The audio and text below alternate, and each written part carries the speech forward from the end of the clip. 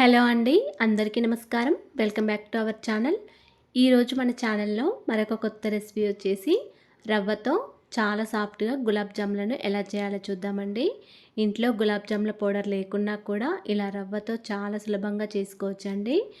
ఈ రవ్వతో చేసిన గులాబ్ జాములైతే అచ్చం గులాబ్ జాముల పౌడర్‌తోనే చేసినట్లు చాలా సాఫ్ట్‌గా, చాలా రుచికరంగా ఉంటాయండి. మీరు కూడా ఇలా ఒకసారి ట్రై చేసి చూడండి. అలాగే ఫ్రెండ్స్, మా ఛానల్‌ని ఇంతవరకు సబ్స్క్రైబ్ చేసుకోకపోతే సబ్స్క్రైబ్ చేసుకోండి. అండ్ లైక్ చేయండి, షేర్ చేయండి. ప్లీజ్ మా ఛానల్‌ని సపోర్ట్ చేయండి. మరి ఎంతో టేస్టీగా ఉండే ఈ గులాబ్ జాములని ఇప్పుడు ఎలా చేయాలో చూసేద్దామండి. ఈ గులాబ్ జామ్ చేయడానికి ముందుగా స్టవ్ ఆన్ చేసుకొని ఒక కడాయి లేదా ఫ్రై పాన్ పెట్టుకోవాలండి. దీనిలో ఒక హాఫ్ కప్ వరకు ఉప్మా రవ్వను వేసుకొని ఫ్రై చేసుకోవాలి. ఈ ఉప్మా రవ్వను సూజీ రవ్వ అని కూడా అంటారండి. ఇలా ఈ రవ్వను కడాయిలో వేసుకున్న తర్వాత స్టవ్ని సిమ్లో పెట్టుకుంటూ ఫ్రై చేసుకోవాలండి. కొద్దిగా పచ్చివాసన పోయే వరకు ఫ్రై చేసుకోవాలి. మరీ ఎక్కువ కాకుండా ఇలా కొద్దిగా ఫ్రై చేసుకోవాలండి. ఇప్పుడు ఈ రవ్వను చిన్న మిక్సీ జార్లో వేసుకొని ఈ విధంగా గ్రైండ్ చేసుకోవాలండి. కొద్దిగా బరకగానే గ్రైండ్ చేసుకోవాలి, మరి మెత్తగా కాకుండా. ఇప్పుడు మళ్ళీ స్టవ్ ఆన్ చేసుకొని అదే కడాయిలో ఏ కప్పుతో అయితే రవ్వను తీసుకున్నామో అదే కప్పుతో ఒక కప్పు వరకు పాలను వేసుకోండి. చిక్కటి పాలను వేసుకోండి. ఈ పాలను బాగా మరిగించుకోవాలండి. స్టవ్ని సిమ్లో పెట్టుకొని ఈ పాలను మరిగించుకోవాలండి. పైన మీగడ ఏమైనా వస్తే లోపలికి అనుకుంటూ కలుపుకుంటూ మరిగించుకోవాలి. ఇప్పుడు దీనిలో మనం గ్రైండ్ చేసుకొని పెట్టుకున్న ఈ రవ్వను వేసుకుంటూ కలుపుకోవాలండి. ఇలా రవ్వను మొత్తం ఒకేసారి కాకుండా కొద్ది కొద్దిగా వేసుకుంటూ కలుపుకోవాలి. స్టవ్ని సిమ్లో పెట్టుకుంటూ ఈ రవ్వను మొత్తం పాలలో కలుపుకోవాలండి. ఈ రవ్వను కలుపుకునేటప్పుడు బాగా గట్టిగా కలుపుకోవాలండి. ఉండలేమి లేకుండా కలుపుకోవాలి. అలా కలుపుకుంటేనే మనకి గులాబ్ జాములు అనేవి చాలా సాఫ్ట్గా వస్తాయి.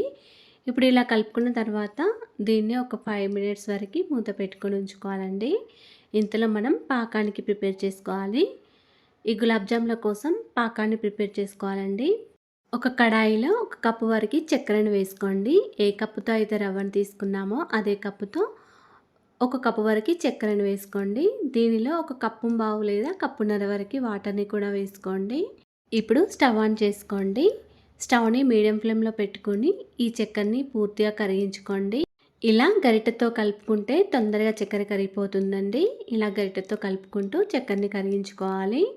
ఇలా చక్కెర కరిగిన తర్వాత మనకి ఇలా కొంచెం స్టిక్కీగా అంటితే సరిపోతుందండి. పాకం రావాల్సిన పని లేదు. ఇలా కొద్దిగా పాకం అనేది స్టిక్కీగా అంటితే సరిపోతుంది వేలికి. ఇప్పుడు దీనిలో ఒక పావు టీ స్పూన్ వరకు యాలకుల పొడి, ఒక టీ స్పూన్ వరకు నెయ్యిని వేసుకొని స్టవ్ ఆఫ్ చేసుకోవాలండి. ఇలా నెయ్యిని యాలకుల పొడి వేసిన తర్వాత పాకాన్ని మొత్తం ఒకసారి గరిటెతో బాగా కలుపుకోండి.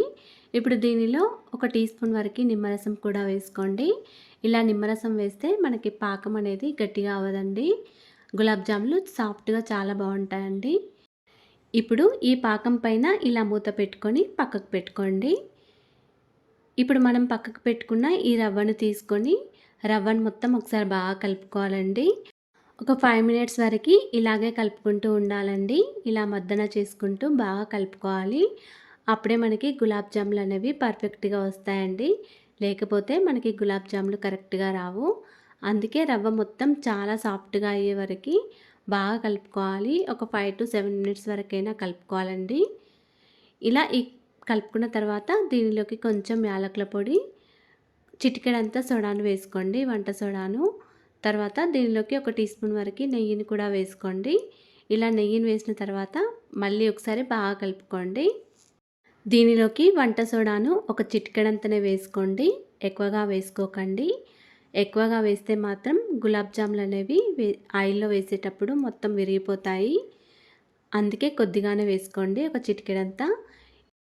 మీకు ఈ పిండి కలిపేటప్పుడు ఏమైనా గట్టిగా అనిపిస్తే కొన్ని పాల చుక్కలను వేసుకొని కలుపుకోండి. ఒక స్పూన్ వరకు పాలను వేసుకొని సాఫ్ట్గా కలుపుకోండి. మొత్తానికి ఇలా ఉండాలండి సాఫ్ట్గా పిండి. ఇప్పుడు ఈ పిండిలో నుంచి కొంచెం కొంచెం పిండిని తీసుకొని ఈ విధంగా మీకు ఏ షేప్లో కావాలనుకుంటే ఆ షేప్లో గులాబ్ జాములను చేసుకోండి. నేనైతే ఇక్కడ బుల్లెట్ షేప్లో చేసుకుంటున్నాను. మీకు కావాలనుకుంటే రౌండ్గా చేసుకోవచ్చు. ఇలా కొంచెం పిండి ముద్దను తీసుకొని ఇలా రౌండ్గా చేసుకొని ఇలా బుల్లెట్ షేప్లో చేసుకోండి. లేకపోతే రౌండ్గా అయినా చేసుకోవచ్చు. మనం కలుపుకున్న పిండిని మొత్తం ఈ విధంగానే చేసుకొని పక్కకు పెట్టుకోవాలి. ఇప్పుడు స్టవ్ ఆన్ చేసుకొని ఒక కడాయిలో డీప్ ఫ్రైకి సరిపడా ఆయిల్ వేసుకోవాలండి. ఆయిల్ కొద్దిగా వేడయ్యాక ఫస్ట్ కొంచెం పిండి ముద్దను వేసి చూడండి ఆయిల్‌లో. మనకి ఈ పిండి ముద్ద అనేది ఆయిల్‌లో విరిగిపోకుండా ఉంటే మనకి గులాబ్ జాములు అనేవి కరెక్ట్‌గా వస్తాయి. మీకేమైనా విరిగిపోయినట్లు అనిపిస్తే పిండిలో కొంచెం ఒక స్పూన్ వరకి మైదా పిండిని వేసుకొని కలుపుకోండి.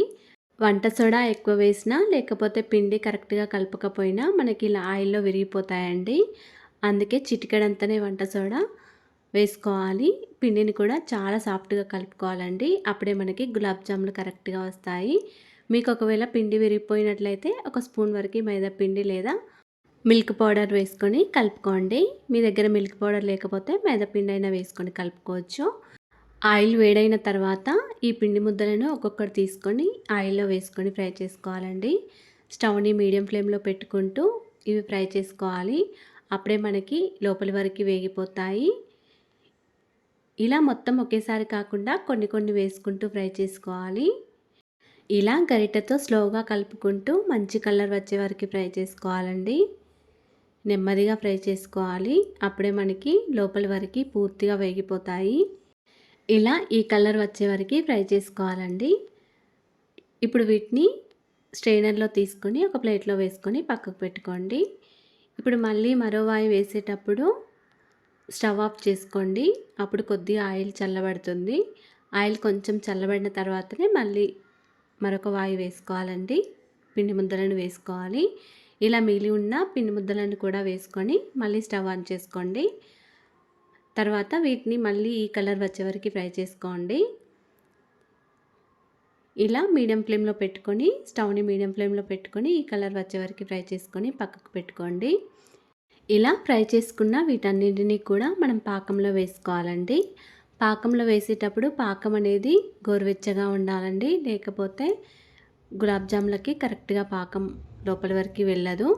అందుకే పాకం ఏమైనా చల్లారితే మళ్ళీ ఒకసారి స్టవ్ ఆన్ చేసుకొని పాకం వేడి చేసుకొని ఈ గులాబ్ జాములను వేసుకోండి.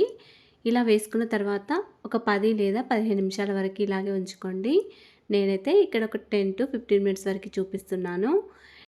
ఈ గులాబ్ జాములు అయితే పాకం కూడా లోపల వరకు వెళ్ళిపోయి చాలా సాఫ్ట్‌గా చాలా బాగున్నాయండి.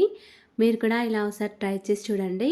అలాగే ఫ్రెండ్స్, మా ఛానల్ని ఇంతవరకు సబ్స్క్రైబ్ చేసుకోకపోతే సబ్స్క్రైబ్ చేసుకోండి అండ్ లైక్ చేయండి, షేర్ చేయండి. ప్లీజ్ మా ఛానల్ని సపోర్ట్ చేయండి. Thanks for watching.